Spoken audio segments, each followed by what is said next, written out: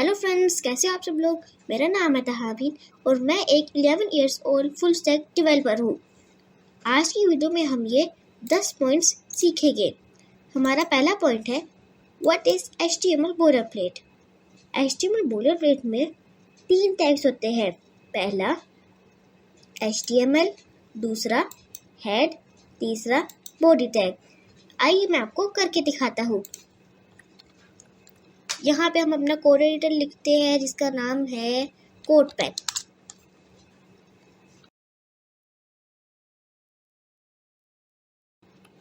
यहाँ पे हम अपने बाकी 3 टैग्स लिखते हैं। HTML बोलरप्लेट के 3 टैग्स। पहला टैग है हमारा HTML, इसका क्लोजिंग टैग HTML।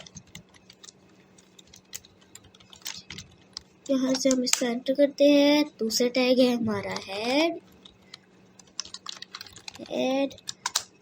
ऐसे, और बॉडी। तीसरा टैग हमारा बॉडी का क्लोजिंग टैग बॉडी।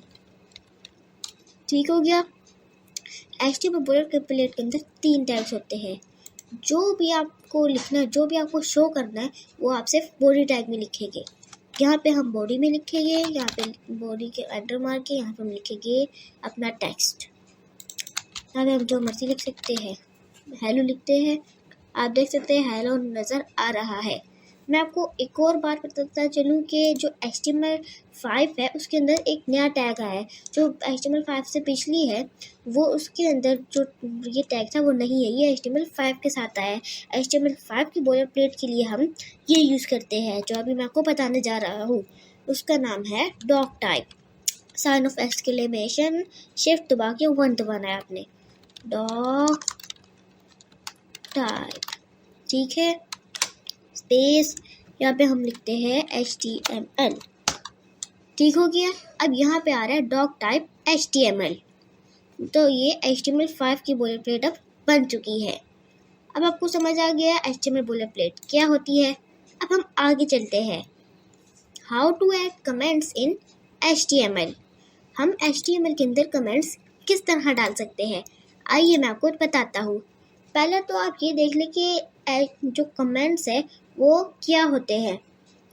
अब जैसे कि मैं इधर लिखता हूँ H1 टैग हेलो वर्ल्ड, ठीक है। H1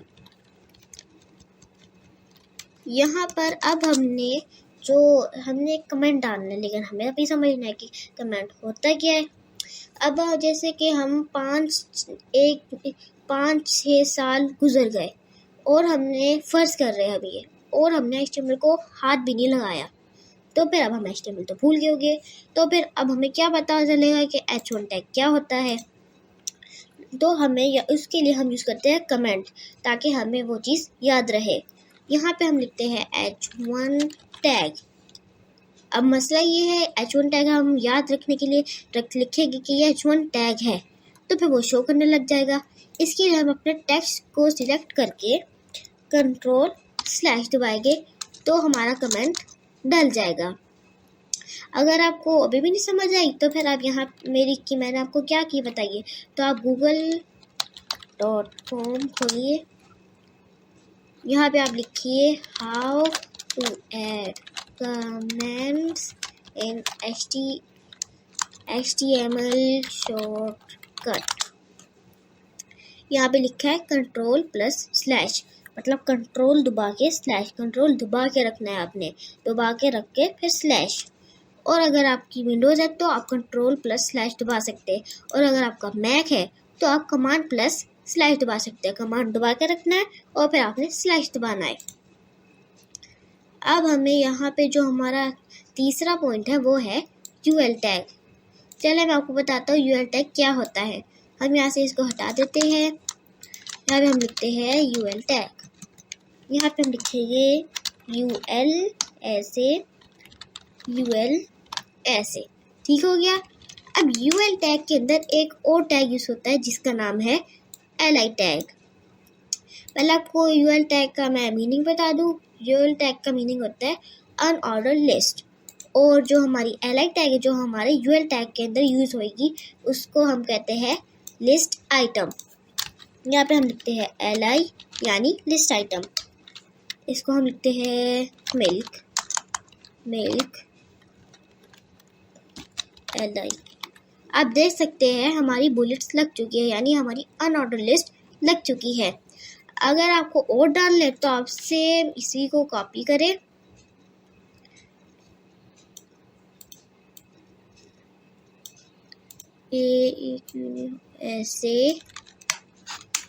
ऐसे enter, control V, enter, control V, enter, control V।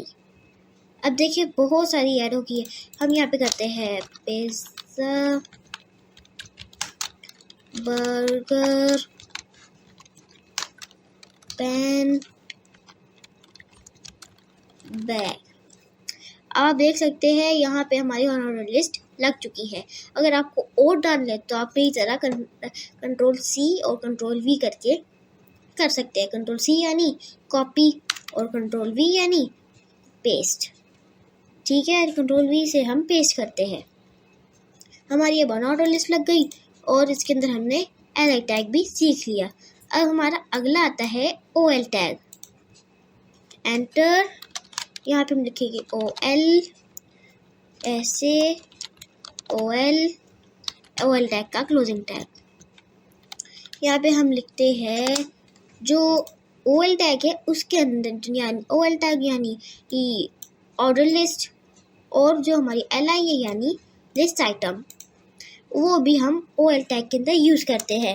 यहाँ पे हम लिखते हैं OL, ऐसे यहाँ पे हम लिखते हैं, चलिए सेम लिखते, बल्कि OL तो हमने लिख लिया, अब हम इसके अंदर LI लिखनी है। सॉरी मैं भूल गया था ज़रा। यहाँ से हम इसको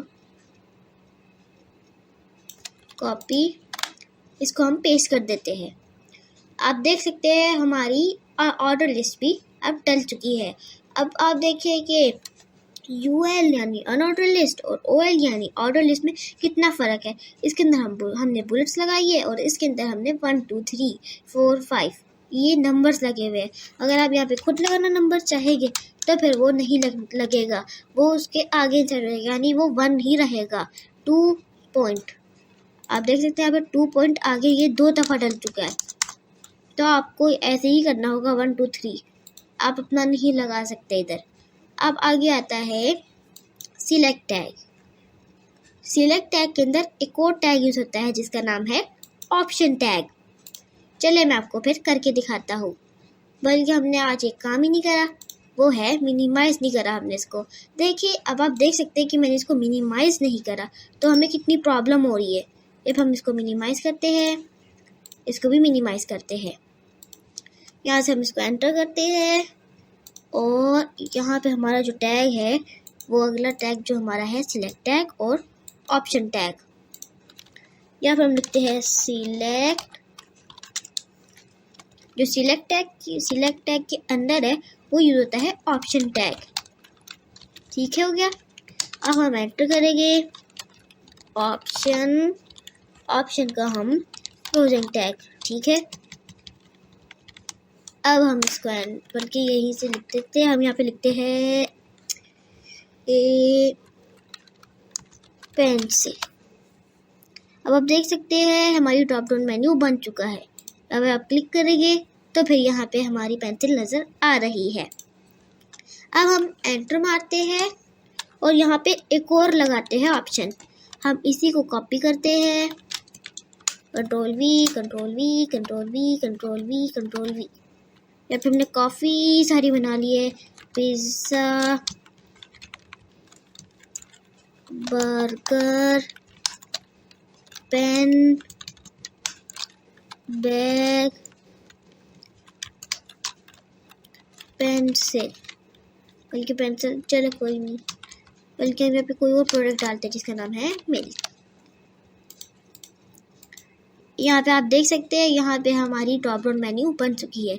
इस सिलेक्ट को हम ड्रॉप डाउन मेन्यू कहते हैं। अब आप कह रहे हो जो डिफ़ॉल्ट सेट है अगर आप यहाँ पे क्लिक करेंगे तो वो शो होगा, लेकिन अब आप कह रहे हैं आपके दिमाग में एक माइंड में आपके एक क्वेश्चन घूम रहा होगा कि जो हमारा पेंसिल है वही डिफ़ॉल्ट क्यों सिलेक्ट हो रहा है। वो क्योंकि जो हमारा सिलेक्ट टैग है वो सबसे ऊपर वाले को जो हमारा फर्स्ट है, ये वाला जो 21 लाइन में लिखा हुआ है, उसी वाले को वो सिलेक्ट करता है। ये मत समझिए कि अगर अब आपको 21 लाइंस बनानी पड़ेगी, ऐसे नहीं है। आपको जो सिलेक्ट आएगा वो पहले वाला ही उठाएगा। अगर आपको पहले पिज़्ज़ा लाना है तो आप इसको यहाँ से कॉपी करें, यहाँ पे ऊपर आप इसको पेस्ट कर दें, यहाँ से इसको आप ख़त्म भी कर सकते हैं।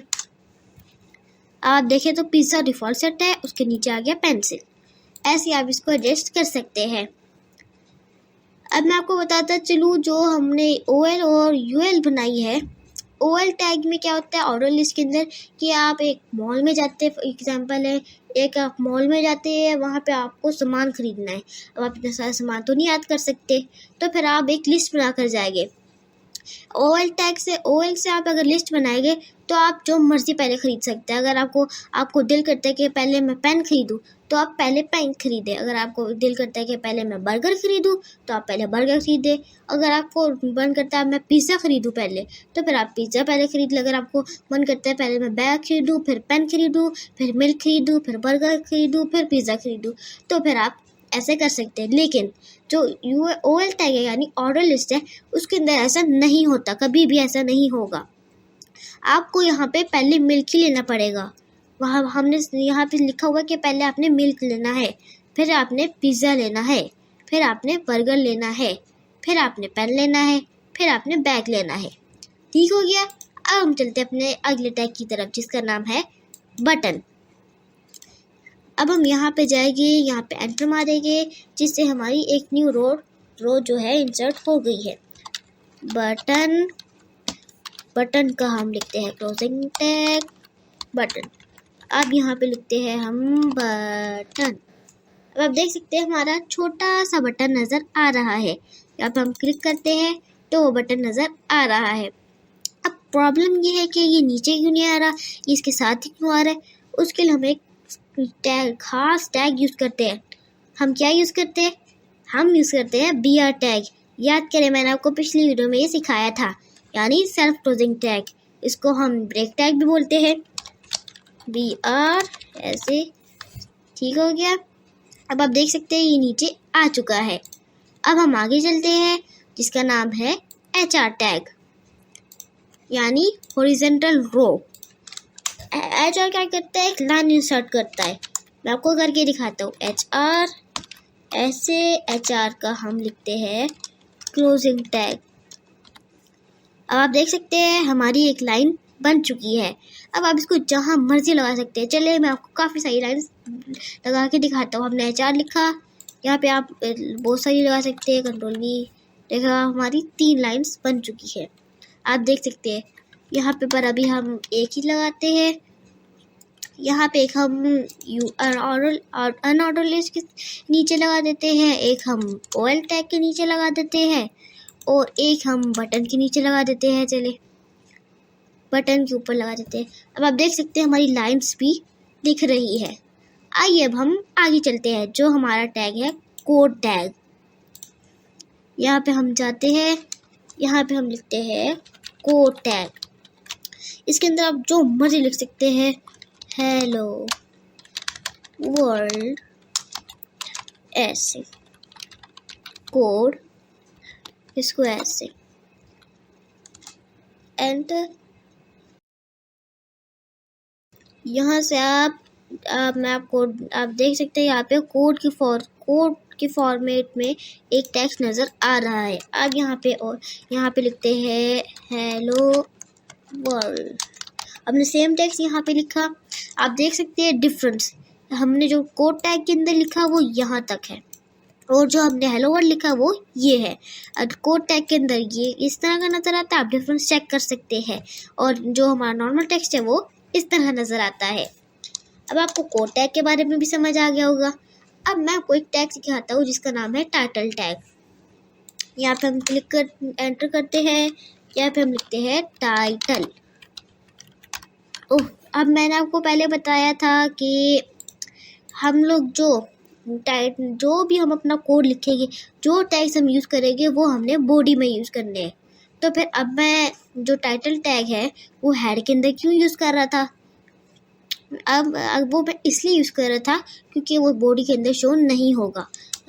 अब हम यहाँ पे लिखते हैं, बॉडी के अंदर मैं आपको लिख कर दिखा रहा हूँ, टाइटल ऐसे हेलो टाइटल। ठीक हो गया। अब आप देख सकते हैं हेलो वर्ड के नीचे जो हमने टाइटल टैग यूज़ किया था हेलो लिखा नहीं आ रहा। हम यहाँ पे लिख देते हैं माय वेबसाइट। ठीक हो गया। अब आप देख सकते हैं यहाँ पे वो फिर भी नहीं आ रहा है। हम इसको कट करते हैं, ऊपर लेकर जाते हैं और हेड में डाल देते हैं। हेड से ये नज़र नहीं आएगा, लेकिन जब हम इसको अपने नोटपैड के अंदर डालेंगे तब वो नज़र आएगा। चलिए फिर मैं आपको दिखाता हूँ कैसे नज़र आएगा। पहले अब आप कह रहे होंगे हमारी इधर क्यों नहीं नज़र आया, क्योंकि जो हमारे नज़र टाइटल नज़र आता है वो ब्राउज़र में नज़र आता है। ये एक वेबसाइट है SQLDraw, ये मैंने आपको बताया था ये क्या काम करती है। ये क्या काम करती है, ये एक बोर्ड की तरह काम करती है। ठीक है, इन्होंने अपना जो SQLDraw वाले हैं उन्होंने अपना जो नाम टाइटल रखा है अपनी वेबसाइट का, वो रखा है SQLDraw। तो हमने अपनी वेबसाइट का नाम रखा माय वेबसाइट। तो फिर अगर ये लोग अपने वेबसाइट का टाइटल चेंज कर देंगे, अब जैसे कि ये लोग नाम चेंज कर देते हैं, अब ये लोग करते हैं ताहा ड्रॉ, तो फिर यहाँ पे नाम चेंज हो जाएगा। चलिए अब मैं आपको हमारा कैसे शो होगा वो करके दिखाता हूँ।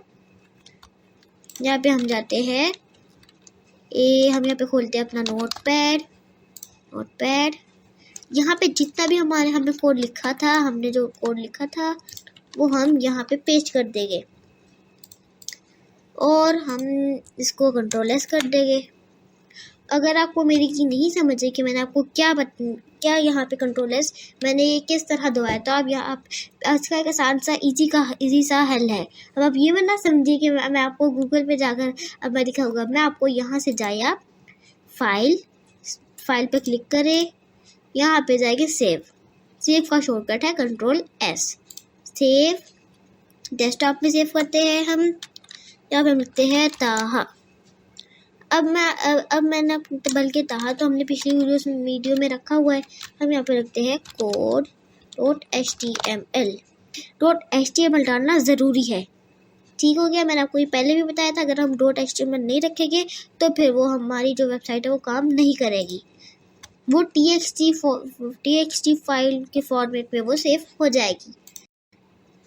यहाँ से हम जाते हैं code.html के अंदर। आप देख सकते हैं हमारी वेबसाइट खुल चुकी है।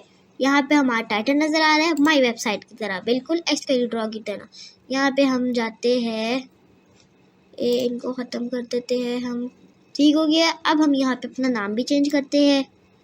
हम यहाँ पे लिखते हैं ताहास वेबसाइट। अब आप जैसे ही इसको कंट्रोल-S करके रिफ्रेश करेंगे, वो देखें हमारा ताहास वेबसाइट का जो हमारा जो टाइटल था वेबसाइट का वो चेंज हो चुका है। आज की वीडियो के लिए बस इतना ही। तब तक के लिए अल्लाह हाफिज़।